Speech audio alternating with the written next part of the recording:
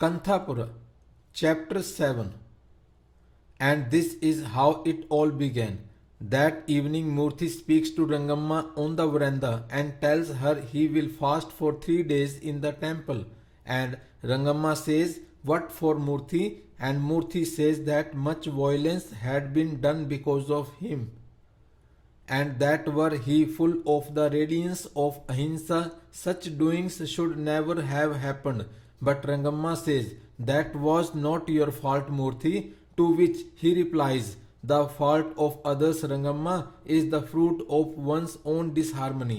And silently he walks down the steps and walks up to the temple, where, seated beside the center pillar of the mandap, he begins to meditate.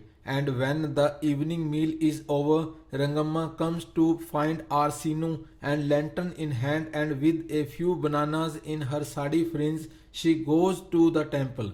And Murthy, when he sees the light, smiles and asks what it is all about. Rangamma simply places the bananas before him and stands waiting for a word from him.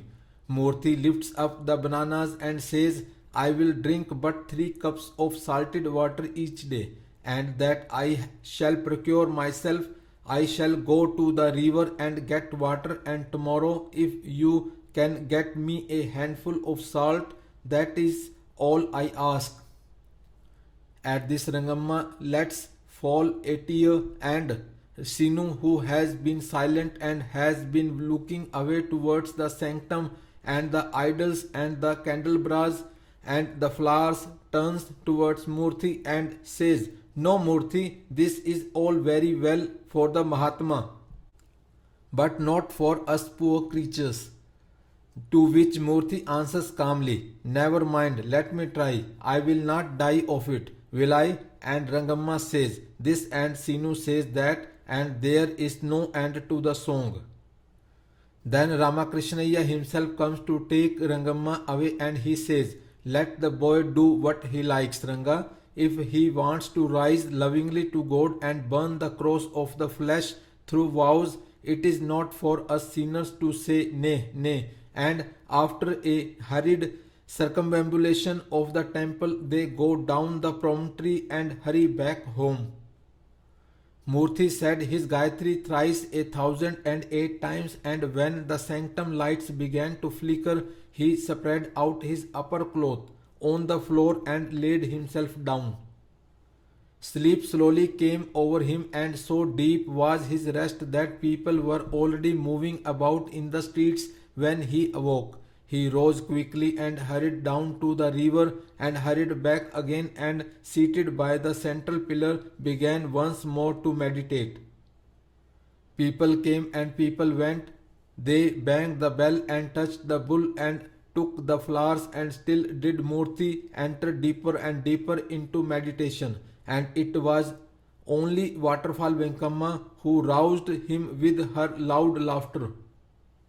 "Ah, the cat has begun to take to asceticism," says she, "only to commit more sins. Hey son, when did you begin to lie to your neighbors, as though it were not enough to have polluted our village with your prayers? Now you want to pollute us with your gilded purity.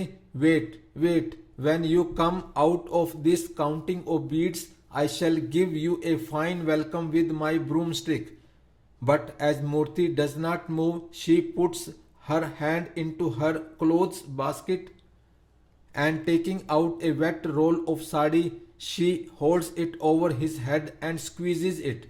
"This is an oblation to the pariah," says she, and as she sees Rangamma's sister Sithamma drawing near, she laughs at Murthy and laughs again.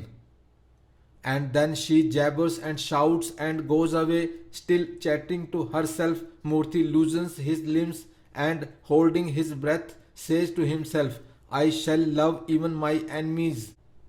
The Mahatma says we should love even our enemies, and closing his eyes tighter, he slips back into the fold less sheath of the soul, and sends out rays of love to the east, rays of love to the west, rays of love to the north, rays of love to the south, and love to the earth below and to the sky above. And he feels such exaltation creeping into his limbs and head that his heart begins to beat out a song, and the song of Kabir comes into his mind.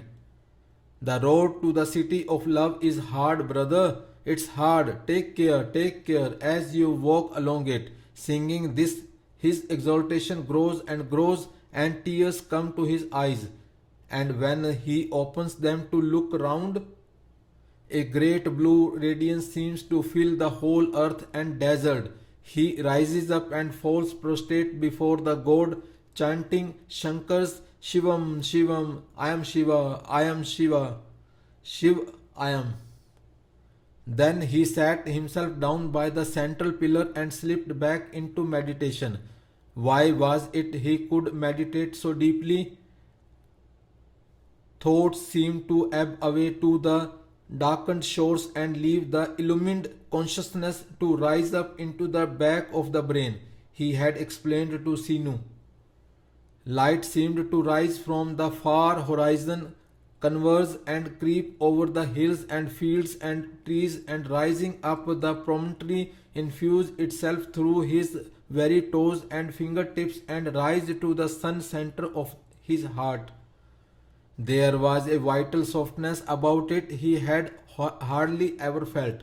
Once, however, in childhood, he had felt that vital softness once as he was seated by the river while his mother was washing the clothes.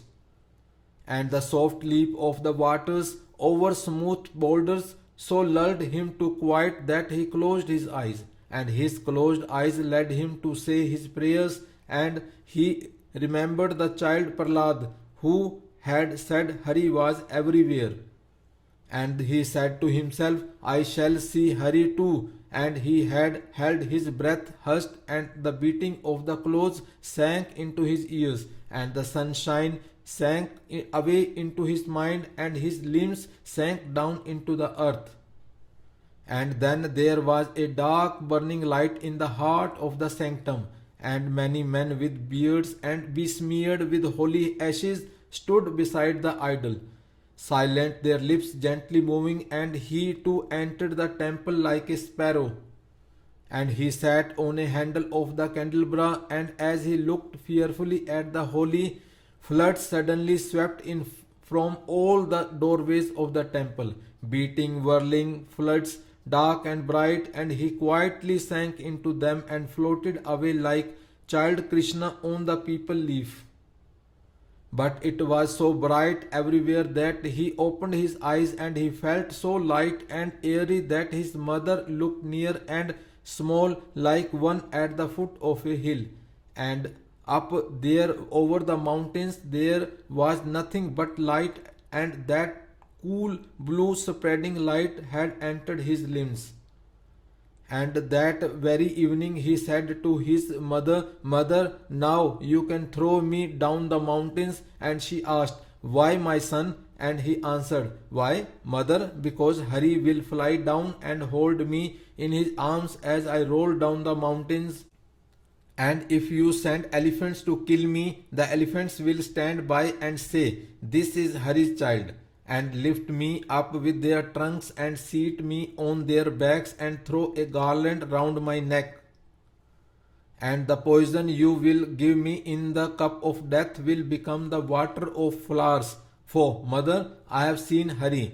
The next time he felt like that was when we had those terrible floods. And he told us later, seated himself by the river and said, I may be drowned, but I shall not rise, Mother Himavati, till thy waters are sunk down to thy daily shores. And who will say the waters did not sink back that very evening? But no other such vision of the holy had he till that holy vision of the Mahatma. But this morning his soul sounded deeper still. Why? He began to ask himself. No answer came, but he merged deeper into himself, and radiance poured out of his body, and he seemed to rise sheer into the air. He floated and floated in it, and he felt he could fly so far and so free that he felt a terror strike his being. And suddenly perspiring, he drew his soul back to the earth, and opening his eyes, touched his limbs and felt his face and hit the floor to feel he was alive. But he had caught a little of that primordial radiance, and through every breath more and more love seemed to pour out of him. That was why when Ratan came to see him, he felt there was something different in his feelings towards her. Her smile did not seem to touch his heart with delicate satisfaction as it did before. She seemed something so feminine and soft and distant that the idea that he could ever think of her other than as a sister shocked him and sent a shiver down his spine. But Ratan looked at him sadly and shyly and whispered, "Is there anything I can do?" And Murthy answered, "Pray with me that the sins of others may be purified with our prayers." She could hardly grasp his idea. She was but 15. Praying seemed merely to fall flat before the gods in worship, so she said she would make 10 more prostrations before the gods, and when her mother came along, she stood silent, and once Sithamma had finished her circumambulations, they smiled to Murthy and walked back home. Rangamma came as the cattle were being driven to the fields, and she brought with her a handful of salt. Murthy poured a little water into his tumbler and throwing in a pinch of salt, swallowed it all, crying, "Rama Krishna, Rama Krishna." But the coolness in his empty stomach made him shiver. Then a warmth rose in his veins, and he felt strength streaming into his limbs. Rangamma again tried to persuade him to eat a little, just not to be too weak, for even the Dharma Shastras permit it, she said. But Murthy had little strength to answer her, and he simply smiled back, saying nay.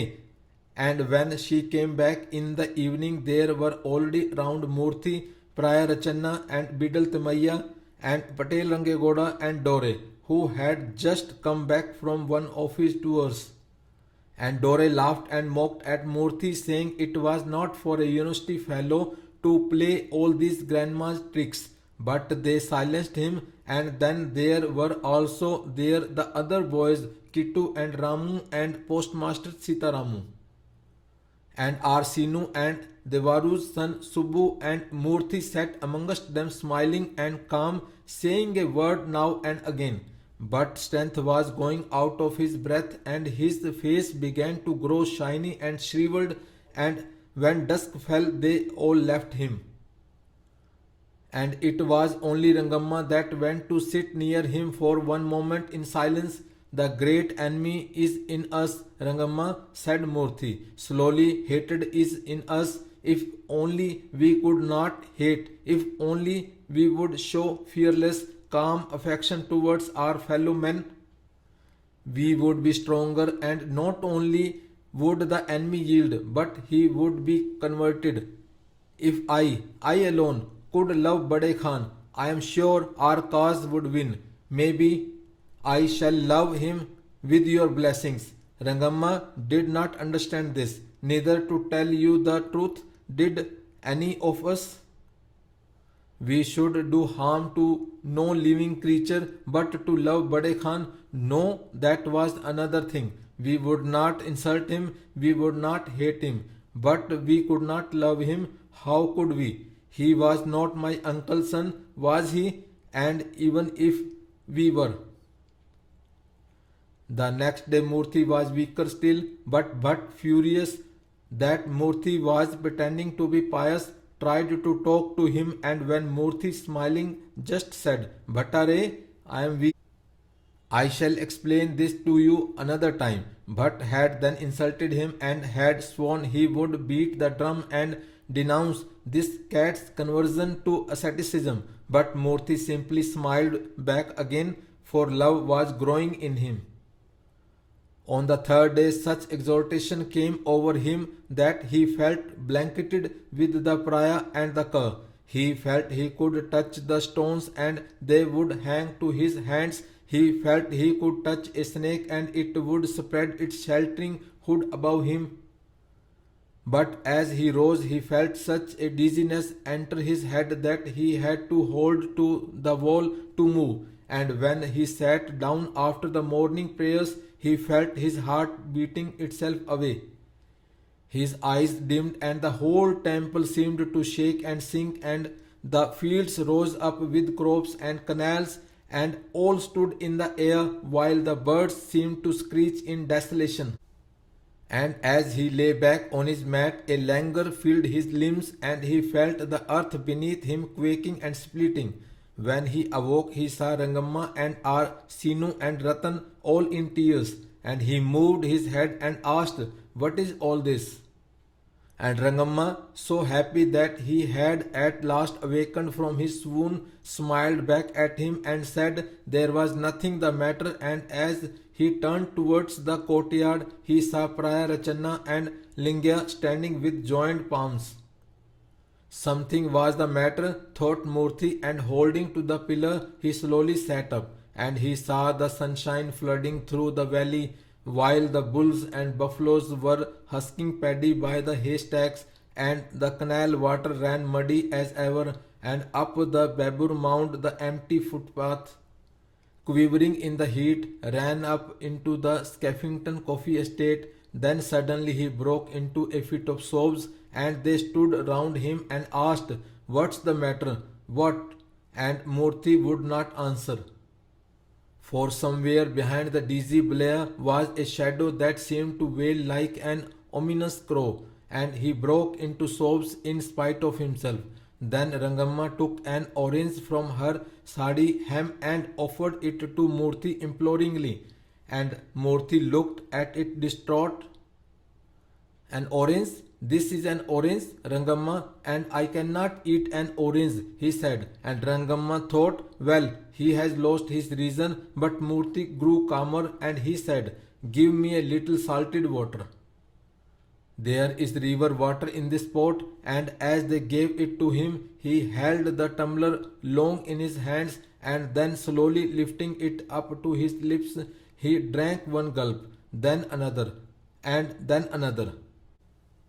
At each sip he seemed to feel light coming to his eyes, and such perspiration poured out from him that he laid himself down and covered himself gently, and sank back to sleep. And Rangamma said to Ratan, "Sit in the courtyard, my daughter, and watch when he wakes. I have to go and cook," at which Ratan was so happy and so proud that she sat by the bull and began to pray. "God, God," she said, "keep him strong and virtuous, and may he rise out of this holier and greater. God, I shall offer 10 coconuts and a kumkum worship. God, keep him alive for me." Then she rose and fell prostrate before the gods in the sanctum. By the evening, the critical period being over, Murthy felt stronger, and he said to Rangamma, "Rangamma, if we had a bhajan this evening?" And Rangamma said, "But Murthy, you are weak." To which Murthy replied, "No, I am weak no more. And if I am weak, Sinu will lead the bhajan." And as dusk fell, Sinu lighted the oil lamps of the sanctum, and going up the promontory, he rang the bell and blew the conch, and men came from the Potter Street and the Brahman Street and the Weaver Street and the Priya Street. But Vasudev and Gangadhar were the only ones to come from the Skeffington coffee estate. But later Bade Khan came to join them. When the bhajan was over and Sinu was taking round the camphor censer, Murthy observed how poor the Brahmin corner was. Neither Patwari Nanjudia, nor Temple Nanjappa, nor Schoolmaster Devraya were there, nor their wives, nor their children. The short round picture of Bhatt came to his mind, but he put it away and thought of God. He would send out love where there was hatred, and compassion where there was misery. Victory to the Mahatma. A peace so vital entered his soul that the radiance of the earth filled him till the soul shone like an oleander at dawn. The next morning he broke the fast, and lighter in limb and lighter in soul, he walked out to preach the Don't Touch the Government campaign. Thank you.